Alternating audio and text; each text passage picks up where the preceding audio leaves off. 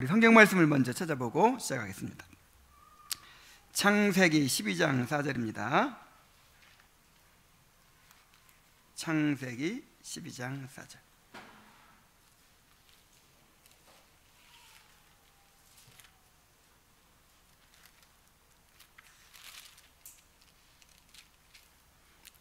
창세기 12장 4절을 함께 읽겠습니다.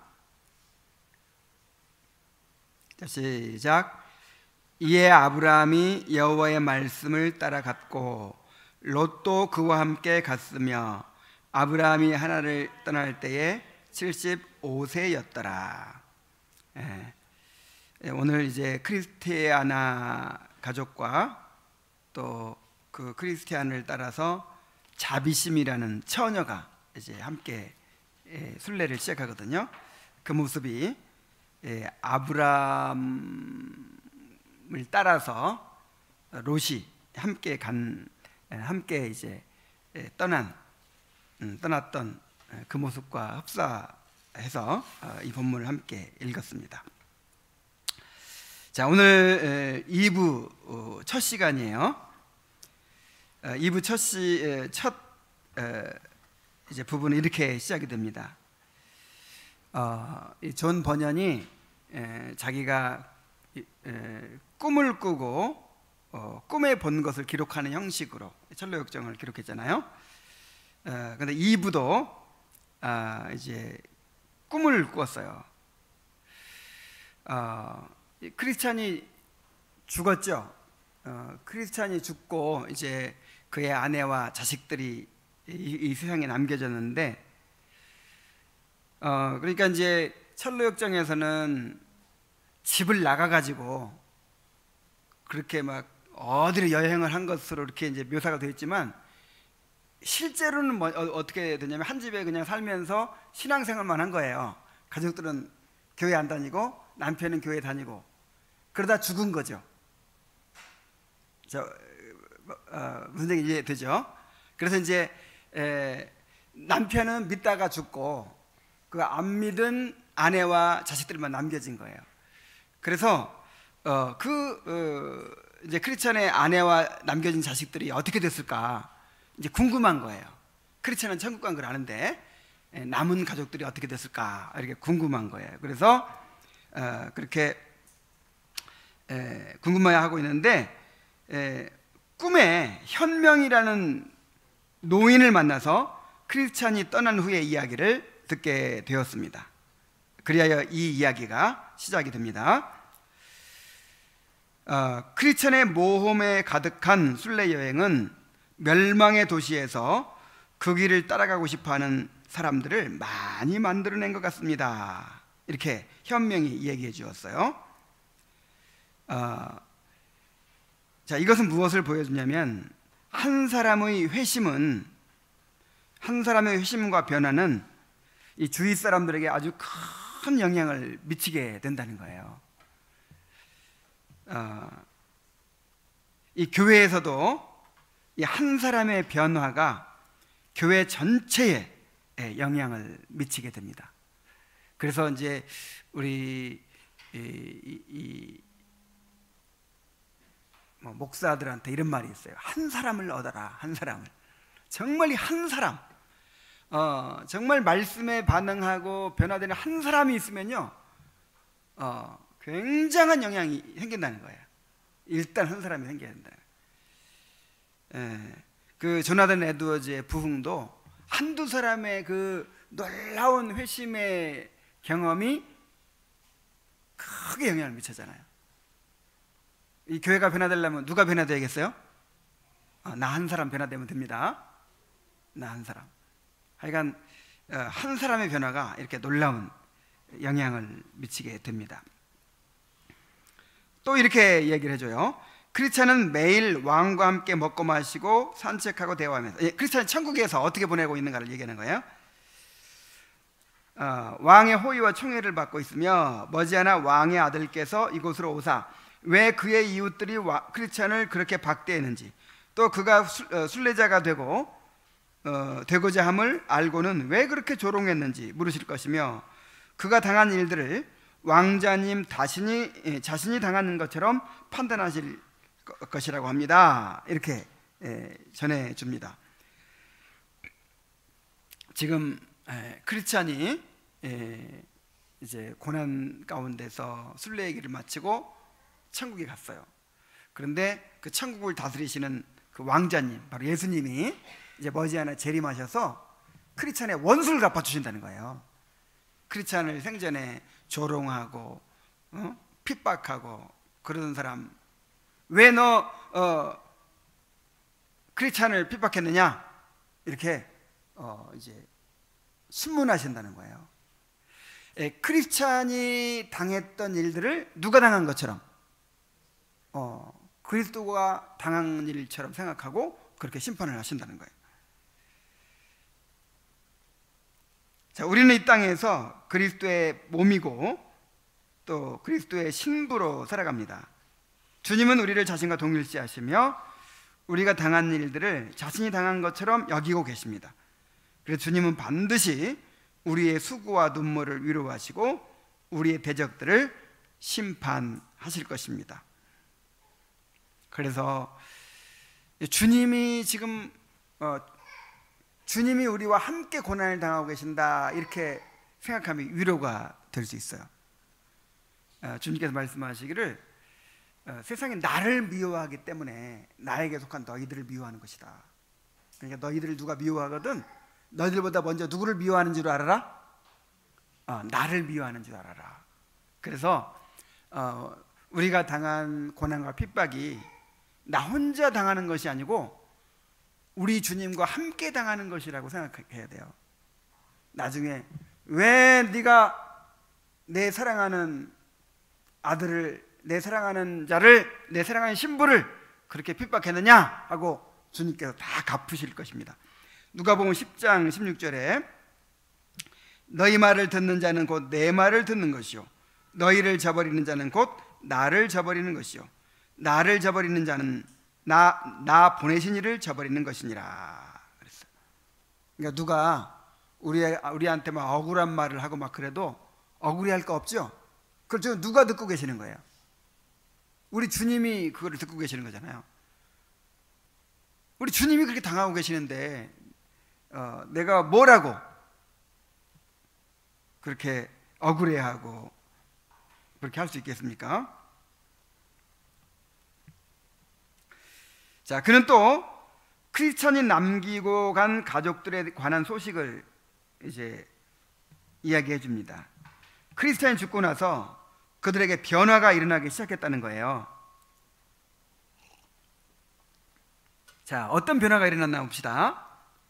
크리스찬의 아내 크리스티아나는 남편이 생전에 몹시 죄를 괴로워하며 어떻게 하여야 구원을 받을 수 있을까 하고 탄식하던 모습, 순례여행을 떠나기 전에 아내와 자녀들에게 함께 가자고 눈물로 호소하던 모습이 생각났습니다. 그리고 자신이 그런 남편의 말을 무시하고 모질게 대했던 것이 생각나서 몹시 마음이 괴로웠습니다. 살아있을 때야 막 미워하고 핍박하고 막 교회 갈 때마다 막 그렇게 구박하고 그랬는데 죽고 나니까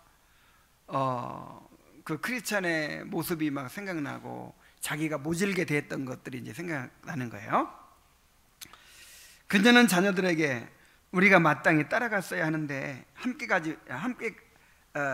가자는 걸 내가 묵살했으니 내가 너희의 생명까지 방해한 셈이 되었구나 하고 탄식했고, 이 말을 들은 아이들도 눈물을 흘리며 아버지를 따라가자고 소리를 질렀습니다.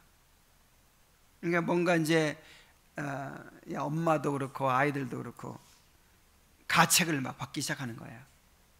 남편이 죽고 나니까 이제 그렇게 느껴지는 거죠. 그녀는 남편의 고뇌를 어리석은 공상이나 우울증 때문에 생겨난 것이라고 여겼었는데 사실은 그것이 생명의 빛이 남편에게 주어졌기 때문이라는 사실을 깨닫습니다. 그러니까 그때는 이 사람이 무슨 우울증 걸렸나 정신병에 걸렸나 하고 막 도대체 왜 무슨 자기가 죄인이라고 그렇게 아우성이냐고, 무슨 하나님의 심판이 온다고 그렇게 난리법석이냐고 막 그렇게 구발했었는데, 남편이 죽고 나서 곰곰이 이렇게 생각해 보니까, 곰곰이 생각해 보는 중에 그 남편이 무슨 우울증 걸려서 그런 것이 아닌 것 같은 거예요. 자, 뭐 때문에 그랬다고요? 생명의 빛이 남편에게 주어졌기 때문이라는 사실을 이제 알게 된 거예요.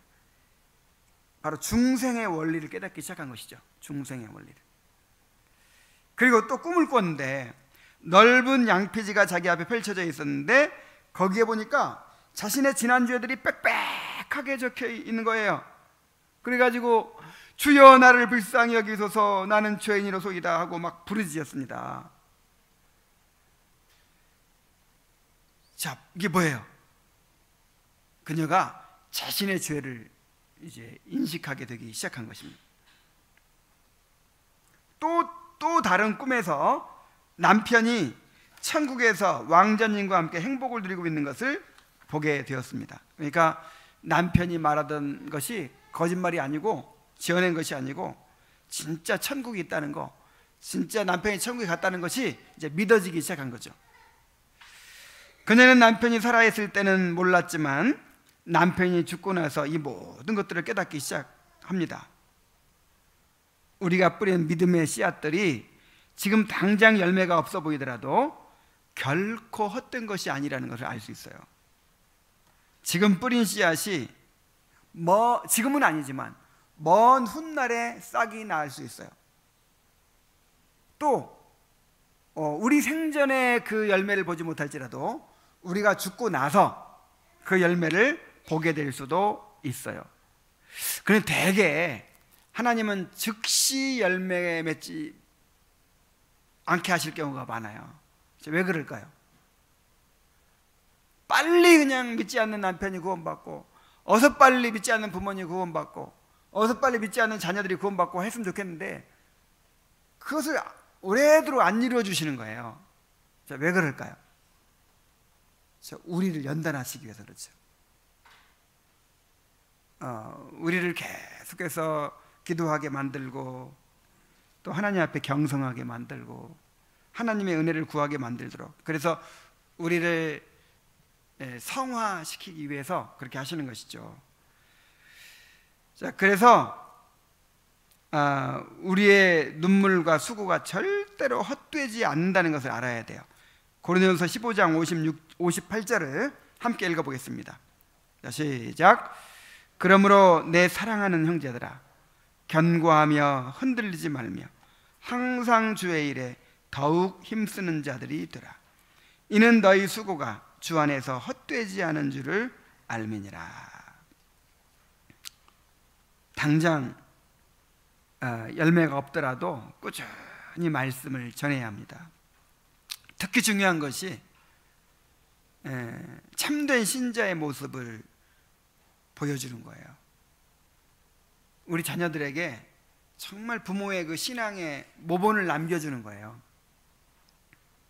그래야 소망이 있습니다.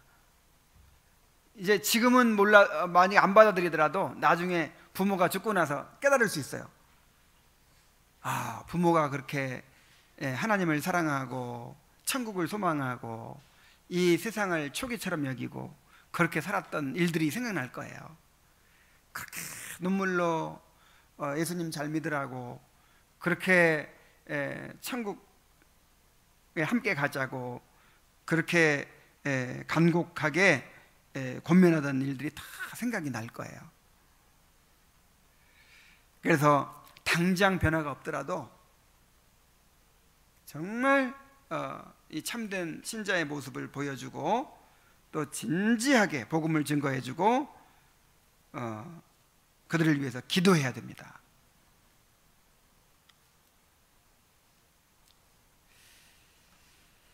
자, 그녀는 또한 2명의 악의에 가득 찬 사람이 자기 침대 곁에 서 있는데 절대로 술래길을 시작하지 못하도록 장래의 일들을 생각하지 않게 해야 한다고 의논하는 것을 보았다 그랬어요. 자, 이것이 무엇을 의미합니까?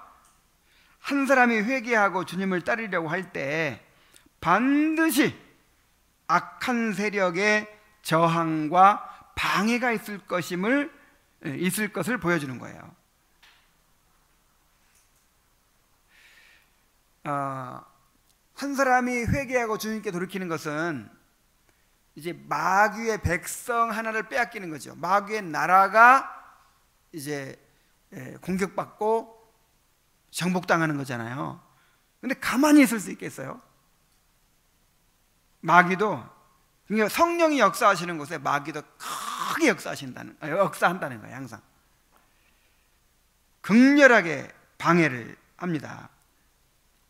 특히 어떻게 한다고요? 순례길을 시작하지 못하도록 장래 일들을 생각하지 않게 해야 한다. 그러니까 영적인 일들을 생각하지 못하도록 만드는 것이 마귀의 작전이에요. 그러니까 꼭 무슨 큰 죄를 지키게 만드는 것이 아니라 좋은 일에 바쁘게 만들어.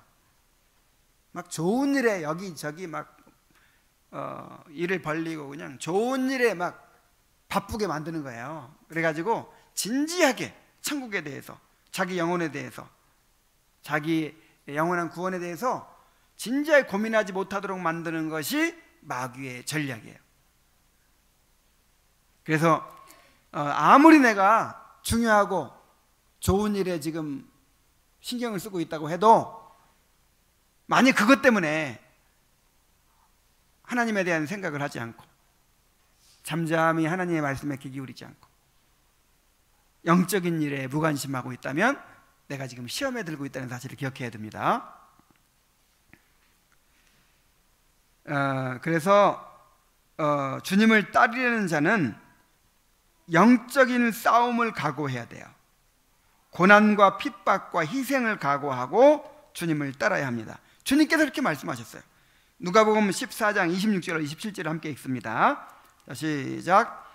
무릇 내게 오는 자가 자기 부모와 처자와 형제와 자매와 및 자기 목숨까지 미워하지 아니하면 능히 나의 제자가 되지 못하고 누구든지 자기 십자가를 지고 나를 쫓지 않는 자도 능히 나의 제자가 되지 못하리라 그랬어요.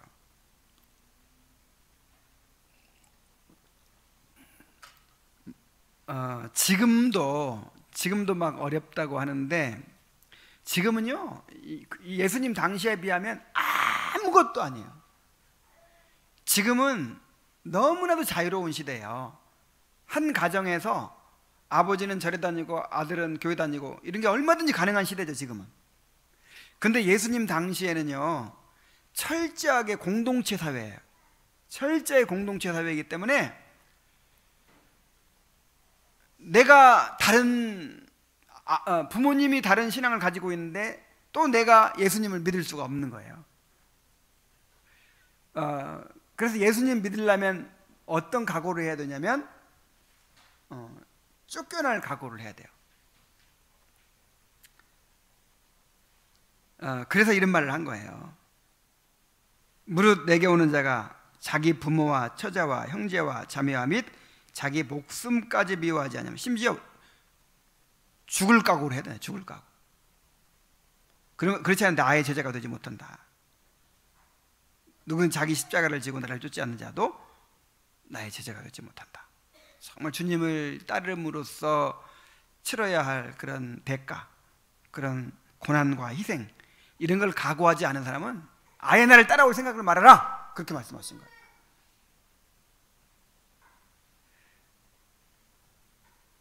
그래서 여러분 이건 우리 모두에게 해당되는 이야기입니다. 여러분 정말 주님 따라가고 싶죠? 그러면 이 말씀을 받아들여야 돼요. 정말 십자가를 받아들여야 되고 가족들로부터 버림받는 걸 받아들여야 되고 그걸 각오해야 되고 고난과 희생을 각오하고 그렇게 주님을 따라야 됩니다. 그래서 내가 주님을 따르기로 원합니다. 거룩한 삶을 살기로 원합니다. 주님을 알기로 원합니다. 자, 그렇게 우리가 간구한다면 거기에 따르는 것이 있는 거예요. 우리가 그냥 세상 사람 비슷하게 살면 비슷하니까 너나 나나 비슷하니까 뭐 핍박이고 뭐 이런 게 있을 필요가 없죠. 그러나 정말 우리가 구별된 삶을 살려고 하면 이제 사람들로부터 그렇게 핍박 고난을 받지 않을 수가 없어요. 그래서 디모데후서 3장 12절에는 무릇 그리스도 예수 안에서 경건하게 살고자 하는 자는 뭘 받으리라? 핍박을 받으리라. 그리스도 예수 안에서 어떻게 살고자 하는 자? 경건하게 살고자 하는 자는 뭘 받으리라? 핍박을 받으리라. 자, 우리 지원이는 경건하게 살고 싶어요? 그러면 뭘 각오해야 돼? 핍박, 어려움을 각오해야 되는 거예요. 그냥 아무렇게나 세상 사람처럼 살면 뭐 괜찮지만 정말 경건하게 살고자 하면 핍박을 받게 될 것입니다. 자, 그러던 어느 날 비밀, 시크릿이라는 사람이 찾아왔는데, 그는 크리스티아나가 천국에 오고 싶어 한다는 것을 알고 하나님이 보내신 사자였습니다. 아마 이제 그 옛날 크리스찬이 만났던 전도자 같은 사람이죠. 그는 하나님의 초청을 전했습니다. 자비로우신 주께서 자신이 늘 용서할 준비를 갖추고 계신 분이시오, 용서를 많이 하실수록 기쁨을 느끼시는 하나님이심을 당신에게 알리라고 나를 파송하셨습니다. 와서 복음을 전해 준 것이죠. 그는 어디로 가야 할지를 알려주었어요. 하늘나라에 들어가려면 남편과 같이 환난들을 통과해야 하는데 이 여정의 시작은 좁은 문이니 그리로 가십시오.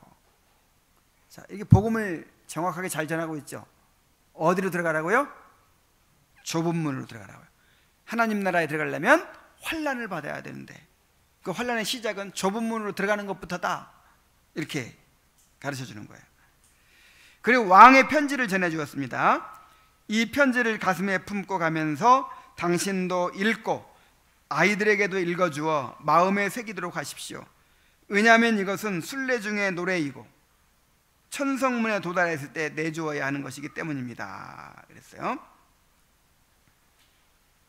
크리스찬이 전도자를 만나서 인도를 받았던 것처럼 크리스티아나는 비밀을 만나서 하나님의 비밀의 복음을 이제 전해 듣게 되는 것이죠.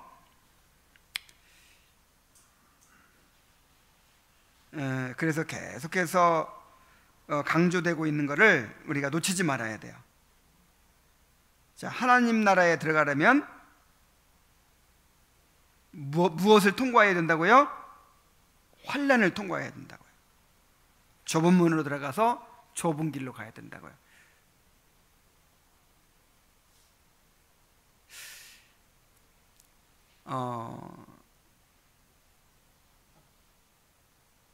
그래서 이거를 딱 이렇게 받아들이고 나면 다 감사하고 다 행복한 일밖에 없어요.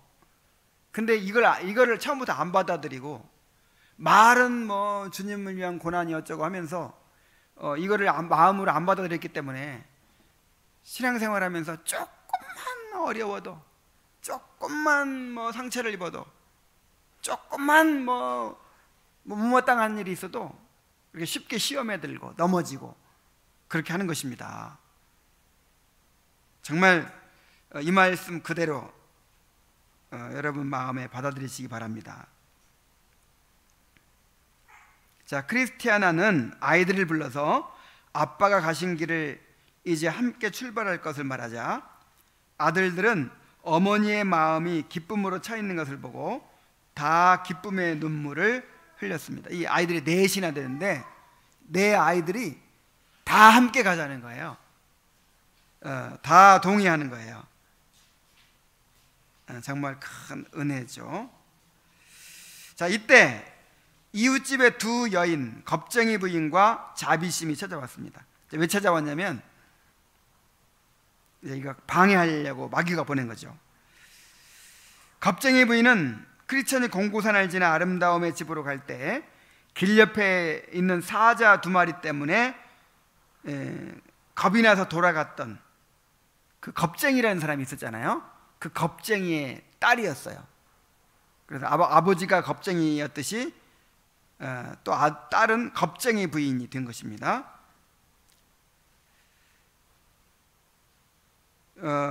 그녀는 크리스천이 순례길에서 만났던 사자와 아볼로온과 사망의 음침한 골짜기 등의 온갖 위험과 고난들을 이야기하면서 고집쟁이와 유순씨도 견디지 못하고 돌아왔는데 여자의 몸으로 어떻게 그 험한 길을 가려고 하느냐고, 더군다나 사랑스러운 내 아이들을 생각해보라고 그렇게 하면서 이 순례길을 떠나려는 크리스티아나를 극구 만류합니다.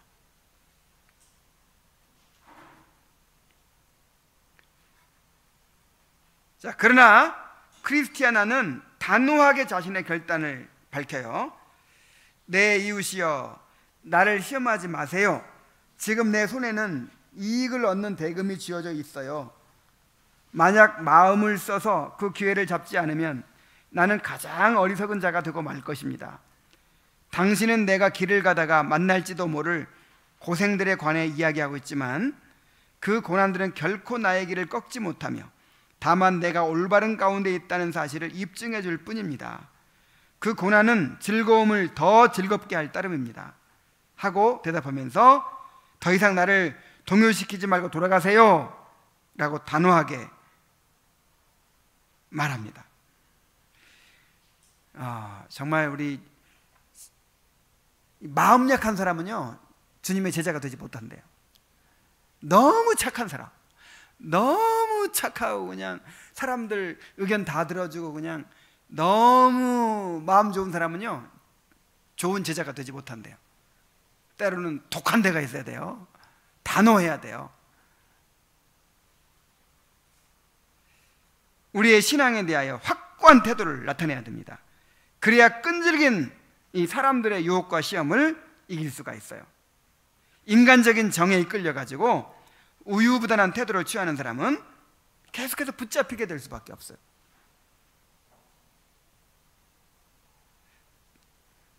술을 안 먹더라도 나는 그리스도인이라 나는 술을 안 먹습니다 이렇게 딱 하면 될 텐데, 그럼 뭐 또 광신자라느니 뭐라니 들을까봐 아이고 내가 지금 속이 안 좋아가지고 아니면 술 먹으면 내가 뭐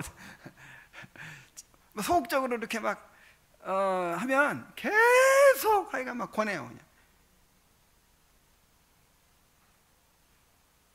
확고하게 이렇게 자기 신앙을 밝혀야 돼요.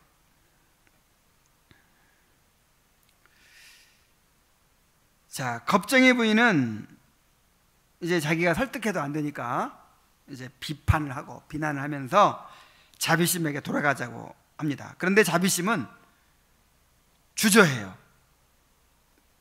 왜 주저했냐면 두 가지 이유가 있었어요. 첫째로 크리스티아나의 말을 듣고 이제 크리스티아나의 말을 들으면서 마음이 크리스티아나에게 쏠렸다 그랬어요. 뭔가 이렇게 동정심이 가고 뭔가 그 사람의 마음을 이해할 것 같고 정말 그 크리스티아나에게 공감이 막 되는 거예요. 그리고 또 한 가지는 그래서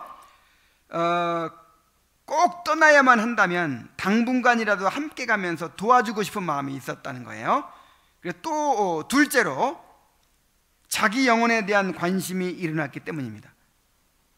자, 크리스티아나의 말을 들으면서 정말 천국이 있고 정말 하나님의 진노가 이 땅에 임할 것이고 지옥이 있고 한다면 나도 믿어야 될 것이 아닌가, 나도 예수를 믿어야 되는 것이 아닌가, 이런 생각이 드는 거예요. 그래서 만일 크리스티나와 좀 더 이야기를 해보고 그녀의 말 안에 진리와 생명이 있음을 발견하면 나도 진심으로 그녀를 따라가도록 해야지 하는 생각이 있었습니다. 그래서 이제 자비심이 이 겁쟁이 부인을 안 따라가고 이제 크리스티아나와의 집에 그냥 머무는 거예요. 근데 겁쟁이 부인한테는 두 번째 이유는 이야기를 하지 않아요. 괜히 그냥 또 비판을 할까봐. 그래서 크리스티아나를 잠깐이라도 도와주겠다고 하면서 겁쟁이 부인 먼저 가라고 그렇게 합니다. 그러자 겁쟁이 부인은 집으로 돌아가서 박쥐눈 부인, 무분별 부인, 경박심 부인, 무지 부인 등에게 전가를 보내 집으로 모은 후에 크리스티아나의 소식을 전하면서 막 이제 크리스티아나를 막 비판을 해요. 그 사람들이 어리석다고. 이 경박심 부인은 어제 나는 바람둥이 마님 댁에서 육신사랑 부인, 음탕 부인, 외설 부인 등과 즐긴 이야기를 합니다. 자, 이러한 이름들은 하나님을 모르고 살아가는 사람들의 삶의 모습을 보여줘요. 자, 하나님을 모르고 살아가는 사람들의 삶의 모습을 내일 설교 내용인데 로마서 1장 21절로 25절에 이렇게 보여줍니다. 하나님을 알되 하나님으로 영어롭게도 아니하고 감사치도 아니하고 오히려 그 생각이 허망하여지며 미련한 마음이 어두워졌나니 스스로 지혜 있다 하나 우준하게 되어 썩어지지 아니하는 하나님의 영광과 썩어질 사람과 금수와 영광을 썩어질 사람과 금수와 버러지 형상의 우상으로 바꾸었느니라. 자, 이게 이제 경건치 않음의 죄인데 이게 뭐냐면 사람에게는 종교심이 있어요. 누구에게나 예배 본능이 있어요. 예배 본능. 예배하는 존재로 지음받았기 때문에 신을 의식하고 뭔가 그 신에게 자신을 바치고자 하는 그런 예배의 본능이 있어요. 근데 하나님을 아는 지식을 이렇게 억누르고 하나님을 마음에서 내버렸어요. 하나님을 밀어내버렸지만 그러나 그 하나님을 예배하고자 하는 그 본성은 있기 때문에 뭔가에 빠져야 살아요. 사람이 뭔가에 빠져야 살아요. 뭔가를 숭배해야 살아요. 이제 그것이 이런 형상을 가진 우상일 수도 있고, 그것이 이제 형상은 없지만 내 마음을 빼앗는 무엇이 될 수도 있어요. 대표적으로 돈이 될 수도 있고, 쾌락이 될 수도 있고, 명예가 될 수도 있고, 뭐 그렇죠. 내 자식이 될 수도 있고, 가족이 될 수도 있고. 그래서 이제 거기에다가 하나님께 드려야 할 내 마음을 하나님이 아닌 피조물에다가 온통 쏟으면서 하는 거죠. 네, 그게 바로 박쥐눈, 무분별, 경박심, 무지, 이런 상태가 된 거예요. 자, 근데 그렇게 살아가고 있으니까 하나님이 어떻게 하셨다고요? 저희를 그 마음의 정욕대로 더러움에 내버려 두셨다.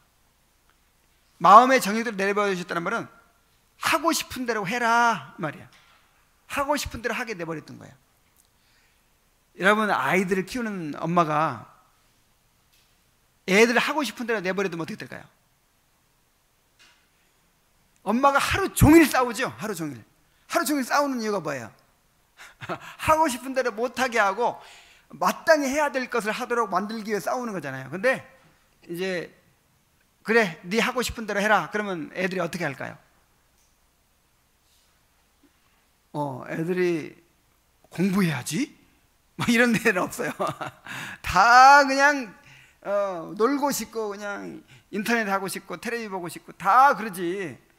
그래서 하고 싶은 대로 내버려 두는 게 심판이에요, 심판. 그래서 어떤 심판을 받습니까? 여보세요. 바람둥이 마님, 바람은 펴요. 그다음에 육신사랑 부인, 육신사랑에 빠져요. 음탕 부인, 음탕에 빠져요. 외설 부인. 완전히 이렇게 그냥 더럽혀지는 거예요. 그렇게 더럽혀진 채로 살아가는 것 자체가 저주예요.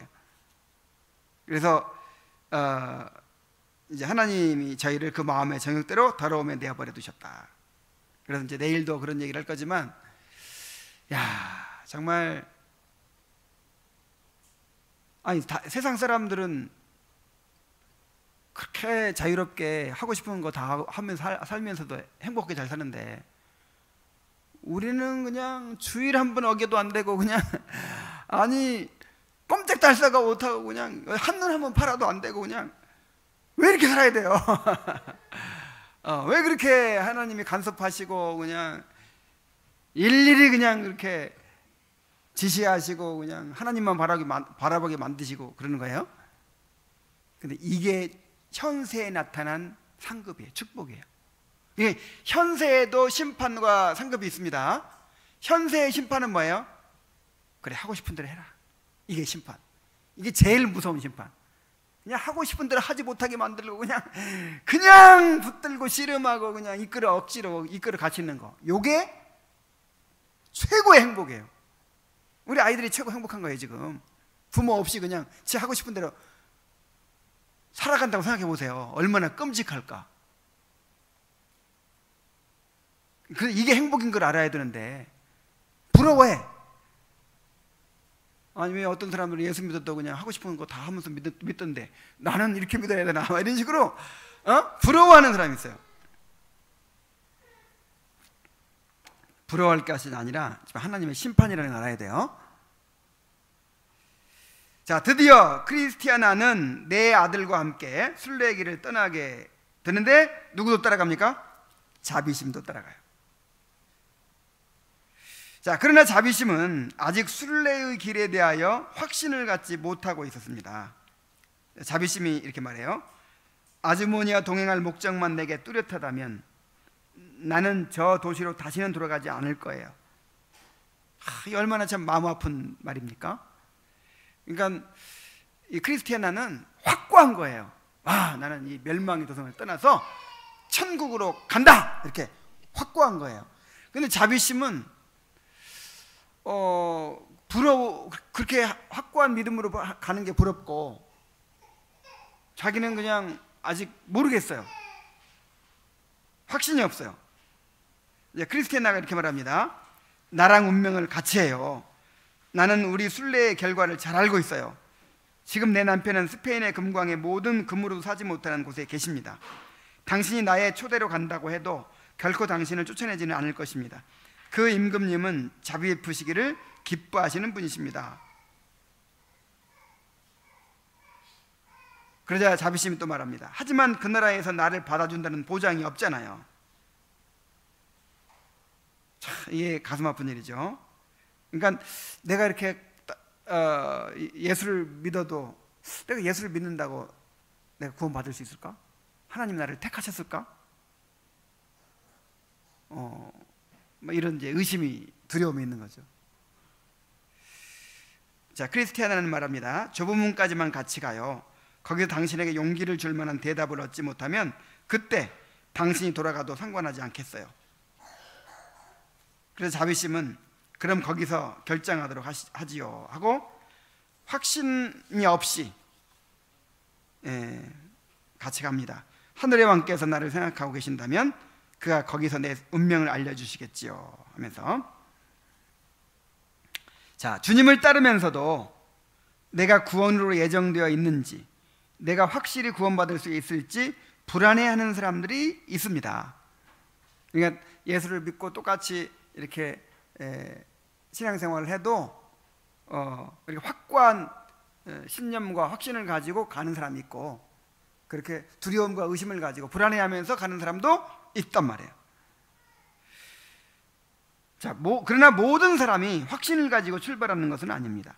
어떤 사람은 확고한 결단과 확신으로 시작하지만 어떤 사람은 두려움과 의심을 안고 시작합니다.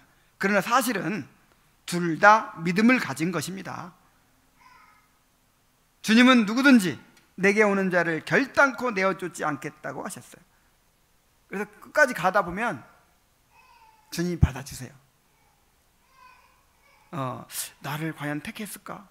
내가 괜히 헛걸음만 하는 것이 아닌가? 계속 불안해하면서 불안해하는 가운데 막 유혹이 있고 시험이 있으면 아유, 내가 결국 가지도 못할 길 가느니 차라리 간두자, 이런 것처럼 어리석은 것이 없다 이 말이에요.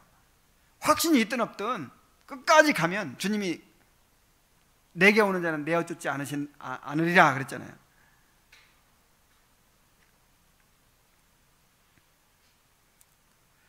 자비심은 확고한 믿음이 없었지만 크리스티아나를 따라감으로써 그녀와 함께 은혜를 체험하고 구원을 받게 되었습니다. 그래서 직접적인 은혜를 입고 믿음의 길을 떠나는 사람이 있는가 하면 그런 사람들을 따라가다가 그들과 함께 은혜를 입게 되는 사람들이 있습니다. 예를 들어서 아브라함을 따라간 롯이나 또 엘리에셀, 또 리브가를 따라간 드보라. 다음 주에 창세기 강해에 나오는데 드보라라는 여자가 리브가의 유모거든요. 유모. 근데 리브가 시집 보낼 때 딸려 보낸 종인데 야곱이, 그러니까 이제 야곱과 무슨 관계죠? 그러니까 야곱을 젖먹여 키운 유모죠. 유모. 야곱의 유모. 야곱의 유모인가? 갑자기 헷갈리네. 어쨌든 야곱에게도 의미가 있는 사람이에요. 그래서 장사를 지내주고 내가 잠깐 지금 순간적으로 헷갈리고 있어. 다음 주 수요일에 정확하게 말씀드릴게요. 어쨌든 그 종인데 제사를 지내고 통곡하고 울고 막 그래요. 그러니까 엘리에셀 못지않게 아주 경건한 신앙을 가진 사람이 됐죠. 또 나오미를 따라간 룻, 그 다음에 다윗을 따라간 그 용사들. 그래서 이렇게 누구를 따라가느냐에 따라서 운명이 달라지는 거예요. 그래서 그 신자의 자녀들도 여기에 속합니다. 신자의 자녀들도 자기 믿음이 아니죠. 처음에 자기 믿음이 아니잖아요. 누구 때문에 언약의 자손이 된 거예요? 부모님 때문에 이제 언약의 자손으로 인침을 받잖아요. 그래서 오늘 우리 은선의 집에 신방을 했는데 그 아이가 너무 복된 아이로 보이는 거예요. 이야, 태어나자마자 경건한 아빠 엄마 밑에서 태어나가지고 자라는 거예요. 그리고 그냥 태어나자마자 교회 오면 그냥 하나님의 언약의 자손으로 꽝 인쳐버리는 거예요. 이야, 이런 복을 그냥 경건한 부모에게 태어났다는 그 한 가지 이유만으로 이렇게 놀라운 복을 받아요. 그래서 우리가 누구와 함께 하느냐가 중요한 거예요. 누구와 함께 하느냐. 우리 유한웅 형제가 무슨 개혁교회를 알고 무슨 뭐 개혁신앙을 알아서 왔나요? 의심과 두려움과 뭐 그냥 불안함과 뭐 그런 걸로 가득한 채로 그냥 따라왔어. 그냥 따라왔는데 잘 따라왔어요. 지금 막 청교도가 됐어. 청교도. 우와, 아무것도 모르고 따라왔는데 참 이렇게 누구를 따라가느냐가 참 운명이 달라지는 거예요. 그래서 내가 확고한 지식과 믿음으로 확신으로 그렇게 갈 수 없다면 잘 따라가기라도 하세요. 자, 우리가 함께 갈 사람들이 있잖아요. 정말 이게 얼마나 큰 축복인지 모릅니다. 자, 크리스티아나는 진심으로 기뻤어요. 동행이 생겨서 뿐만 아니라 자신이 불쌍한 처녀를 설득하여 그녀로 하여금 자기의 구원을 사랑하게 만들었다는 것 때문이었습니다. 자, 경건한 사람을 따라갈 수 있다는 것도 복이지만 이렇게 자신을 따르는 사람이 있는 것도 큰 복입니다. 나오미와 룻을 한번 생각해 보세요.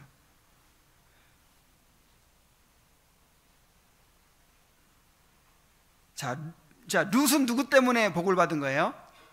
나오미 때문에. 자, 룻은 이방 여인인데, 야, 나오미를 죽기 살기로 그냥 붙들고 따라갔더니 예수님의 조상이 되어버렸어요. 거기서 보아스도 만나고, 참 팔자 고치고. 하여간 나오미라는 그 통로가 없이는 이런 복을 어떻게 꿈이라도 꾸겠어요. 나오미 때문에 복 받았잖아요. 근데 룻이 또한 나오미에게 복이 된 거예요. 늙어서 시어머니 늙은이 혼자 얼마나 외롭겠어요. 근데 딸처럼 보살펴주는 그런 룻이 있고, 룻을 통해서 또 이제 이 패망했던 그 집안이 회복되잖아요. 그리고 자손을 보잖아요.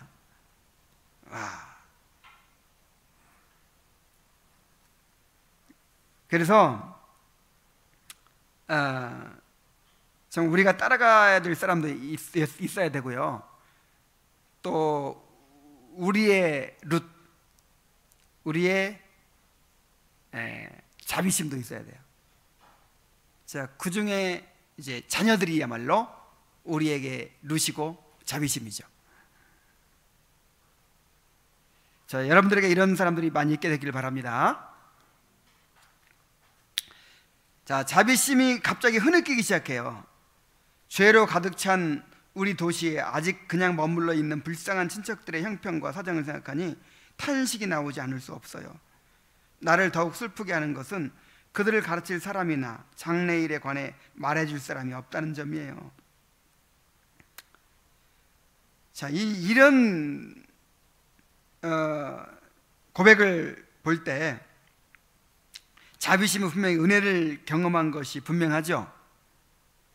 참된 은혜의 증거 가운데 하나는 불신자들의 영혼에 대하여 정말 긍휼히 여기는 마음을 갖는 거예요. 내 죄를 깊이 알고 죄에 대한 무서운 대가를 알고 또 죄와 비참의 상태에서 구원받은 큰 은혜를 깨달았다는 증거가 뭐냐면 그 은혜를 받지 못한 사람들이 너무 불쌍한 거예요. 그래서 그들을 위해 기도하고 어떻게든지 그들에게 복음을 전해주려고 하고 하는 그런 마음을 갖는 거예요.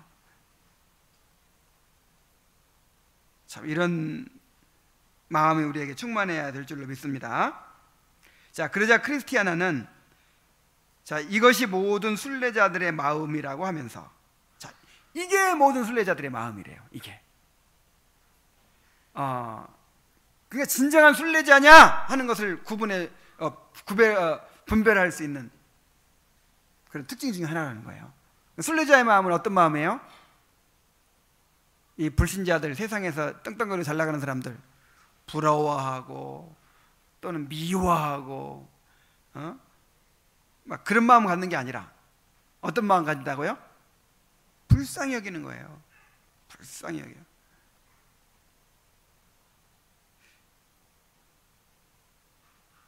그래서 내가 로마서 묵상을 하면서 느낀 게 뭐냐면 하나님의 그 특별한 부르심이 없이는요 인간은 절대로 그 심판의 상태에서 벗어날 수가 없어요.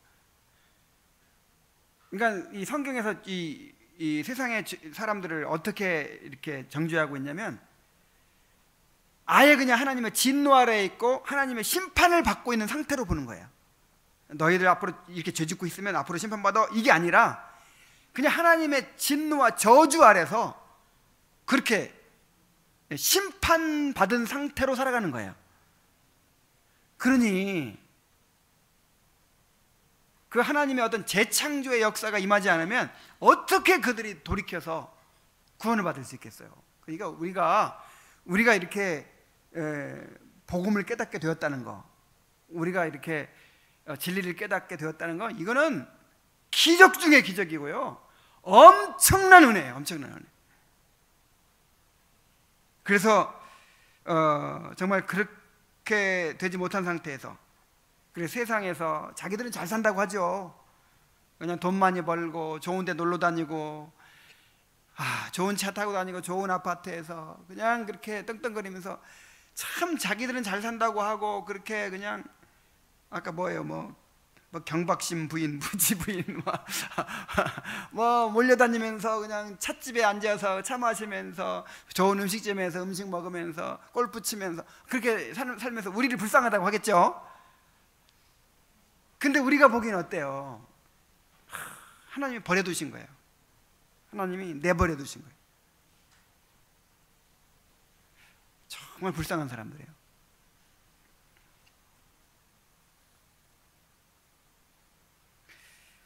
자, 이것이 모든 순례자들의 마음이라고 하면서 자기 남편이 처음에 자신에 대해서 보여주었던 마음에 대해서 말합니다. 그이와 우리 구주 되시는 하나님께서 그의 눈물을 받아 병에 넣어두셨습니다.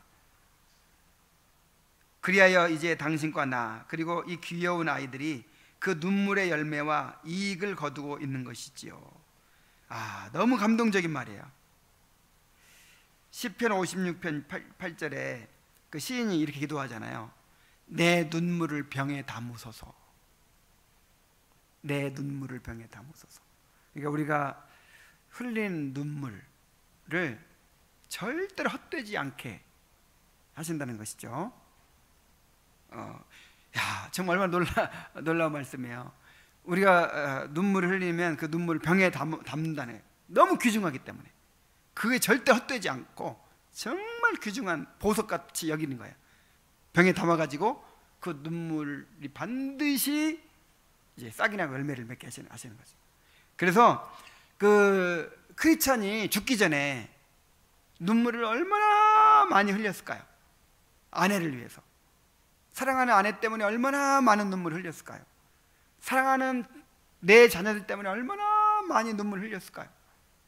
그렇게 권면하고 그렇게 설득해도 그냥 매몰차게 거절하고 그렇게 오히려 핍박하고 비웃고 조롱하고 그것이 가슴 아파가지고 또 눈물 흘리면서 기도하고 눈물로 호소하고.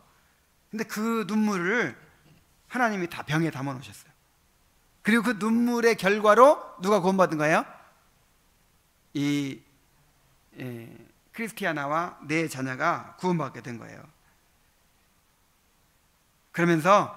그러니 방금 흘린 이 자비심의 눈물도 헛되지 않을 것이라고 그렇게 이야기합니다. 그래서 나한테 너무 눈물이 없는 것이 이렇게 한탄이 됐어요. 눈물을 많이 흘려놔야 그게 나중에 주님이 병에 담으셔가지고 그걸로 역사하실 텐데 눈물을 너무 많이 안 흘리고 살고 있어요. 하나님 나한테 눈물을 주셨으면 좋겠다. 여러분에게 눈물을 주시기를 바랍니다.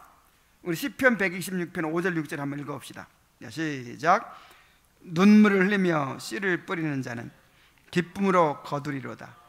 울며 씨를 뿌리러 나가는 자는 정녕 기쁨으로 그 단을 가지고 돌아오리로다. 정말 눈물을 흘리며 씨를 뿌리는 자들이 됩시다. 울며 씨를 뿌리러 나가는 자들이 됩시다. 자, 왜 눈물을 흘리며 씨를 뿌리고 울며 씨를 뿌릴까요? 이게 쉽다는 거예요? 어렵다는 거예요? 어렵죠. 안 되니까. 당장 결과가 안 나타나고 당장 핍박을 받고 당장 고난을 받으니까 눈물을 흘리는 거죠. 근데 그게 복이라네. 그게 그런 사람은 반드시 기쁨으로 거두게 된다는 거예요. 기쁨으로. 그래서 우리가 눈물을 흘리면서 울면서 우리 사랑하는 가족들을 위해서 기도하고 자녀들을 위해서 기도합시다. 우리 주위의 불신자들을 위해서 기도합시다. 그럼 절대로 그게 헛되지 않게 된다는 거예요. 반드시 기쁨으로 거두게 된다는 거예요.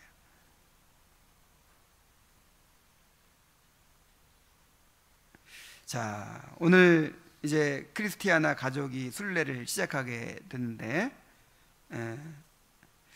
오늘 내용 가운데 가장 우리가 이제 잊지 말고 기억해야 될 것은 이 크리스찬의 이제 그 영향이죠. 죽음 이후에 크리스찬이 남긴 영향. 우리가 어떻게 죽어야 될까를 보여주는 거예요. 자, 우리가 죽은 후에 이런 영향을 남기는 사람들이 되어야 할 줄로 믿습니다. 우리가 전했던 말씀들, 우리가 흘렸던 눈물들, 우리가 남긴 그 참된 신앙의 모범, 이런 것들이 이제 사람들에게 남아서 이제 역사하게 될 것입니다. 자, 그리고 이 자비심의 존재, 이 경건한 크리스티아나를 따라감으로써 자신도 은혜를 받게 되었잖아요. 그래서 우리가 아직 부족하지만 정말 이 경건한 하나님의 사람들을 따라서 그렇게 끝까지 순례의 길을 가는 그런 사람들이 되시기 바랍니다. 그러면 주님께서는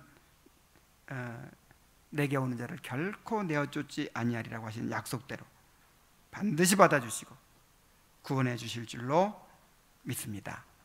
기도하겠습니다.